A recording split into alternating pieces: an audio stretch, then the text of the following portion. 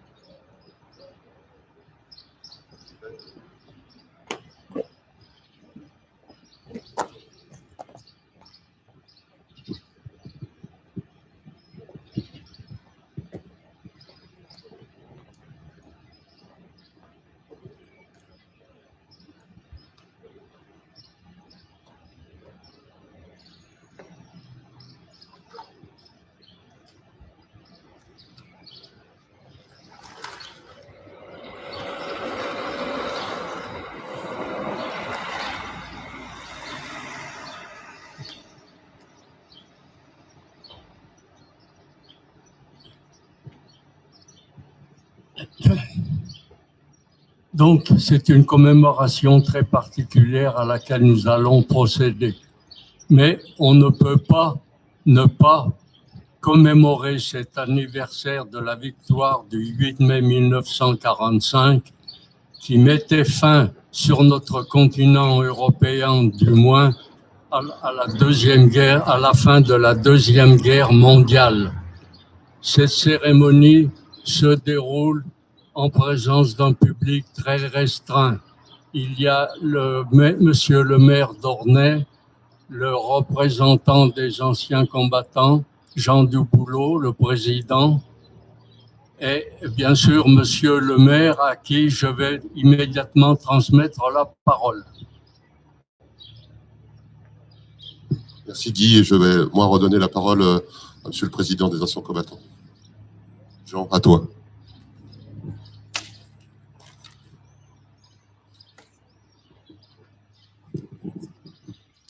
Monsieur le maire de Ferney-Voltaire, monsieur le maire d'Ornay, mesdames, messieurs les représentants de l'administration, messieurs les porte-drapeaux, nous nous sommes réunis aujourd'hui pour commémorer ensemble la fin d'un conflit qui a pris fin le 8 mai 1945.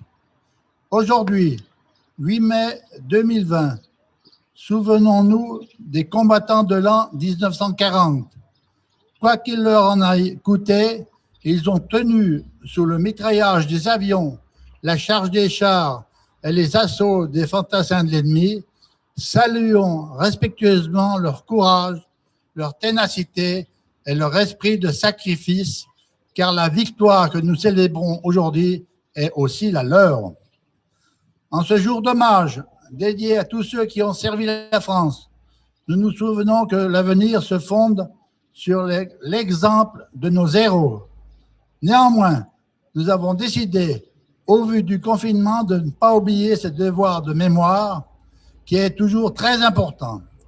Suite au confinement, nous avons décidé, les anciens combattants d'AFN de Ferney-Voltaire et des environs, avec la participation de la mairie de Ferney-Voltaire, de réduire au minimum ce désastre mondial.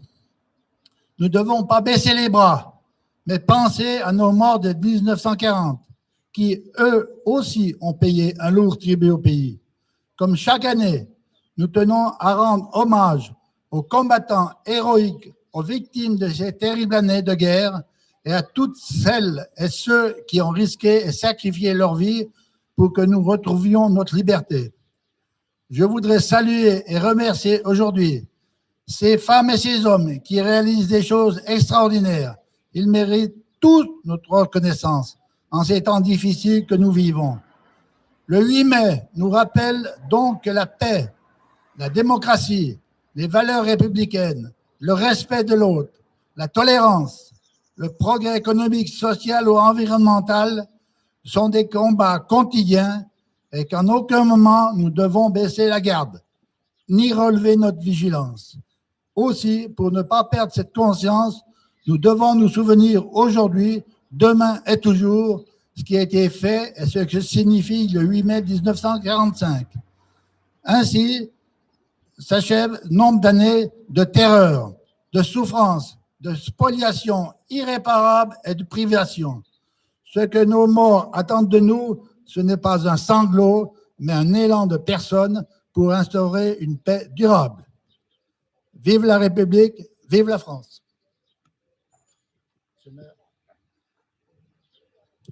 Merci Jean.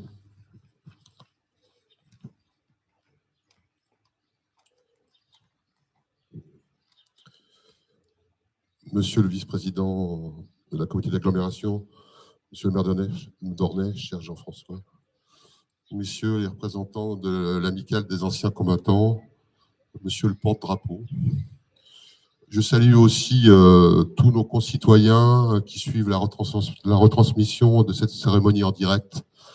Prenez soin de vous. La France célèbre aujourd'hui le 75e anniversaire de la victoire du 8 mai 1945. Nous nous retrouvons ici dans des circonstances d'exception pour cette commémoration, puisque notre nation apprend à vivre sous l'état d'urgence sanitaire en période de confinement. Mal nommer un objet, c'est ajouter au malheur de ce monde, car le mensonge est justement la grande misère humaine. C'est pourquoi la grande tâche humaine correspondante sera de ne pas servir le mensonge. Voilà donc la vraie citation d'Albert Camus à mettre en œuvre. Dans notre monde, dans notre Europe, dans notre France, un virus replace l'homme à sa juste échelle, face à un ennemi invisible. Depuis des décennies, nous avons oublié notre fragilité. Oui, nous sommes vulnérables.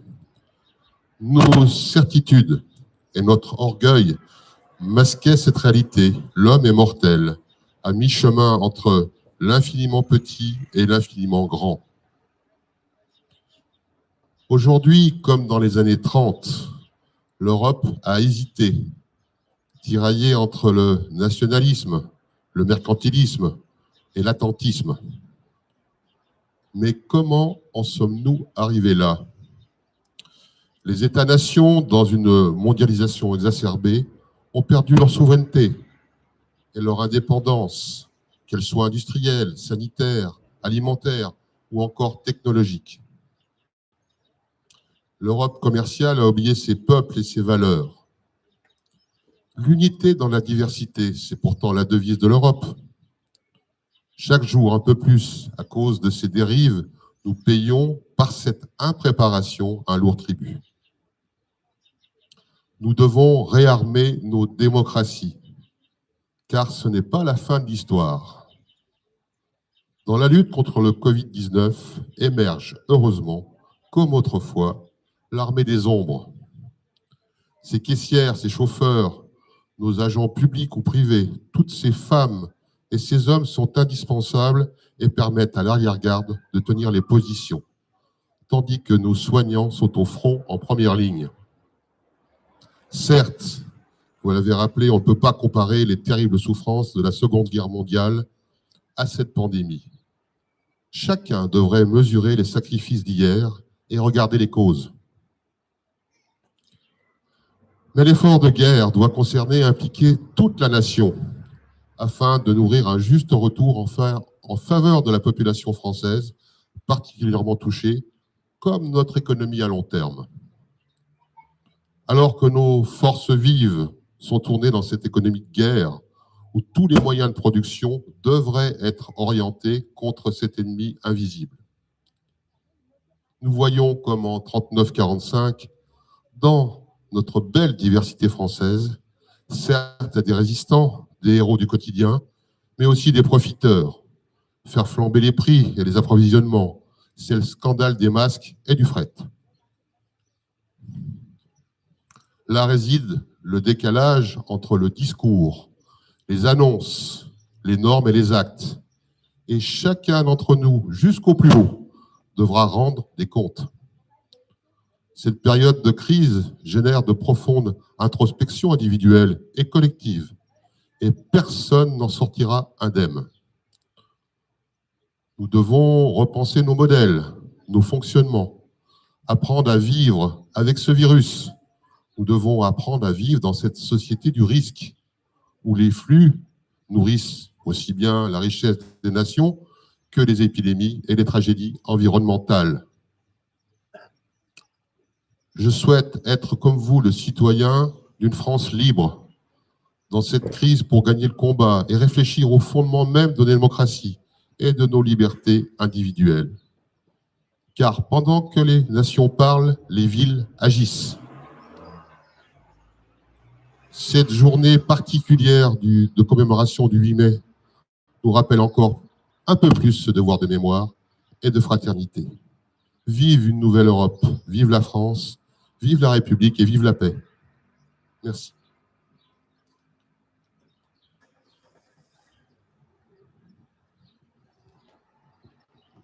Notre brève cérémonie se termine. Espérons que l'année prochaine, nous pourrons reprendre une commémoration beaucoup plus traditionnelle des cérémonies de la victoire du 8 mai 1945. Merci aux personnes présentes.